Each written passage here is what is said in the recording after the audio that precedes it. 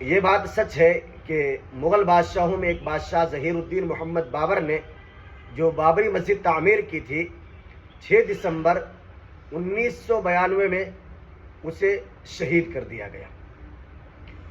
اب جب بھی 6 دسمبر آتا ہے مسلمانوں کا ایک بہت بڑا طبقہ بابری مسجد کی فوٹو نکال کر کے اسٹیٹس پر، فیس بک پر، واٹس ایپ پر چلاتے، اور یہ چلا کر کے ان کا گمان یہ ہوتا ہے کہ بابری مسجد کو ہم بھولے نہیں ہیں، بابری مسجد ہمیں یاد ہے۔